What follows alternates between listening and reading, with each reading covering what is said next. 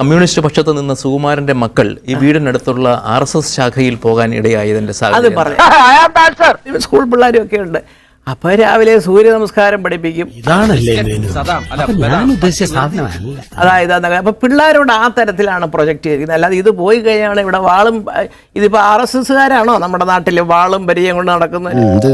നിനക്ക് മാത്രമേ ബാക്കി പറ. വെട്ടലും കുത്ത് RSSകാർ എല്ലാവരുടെ കയ്യിൽ ഇപ്പോൾ ഉണ്ട് കത്തിയും വാളും ഒക്കെ. അതൊക്കെ ഇപ്പൊ ഒരു കോമൺ ഇല്ല.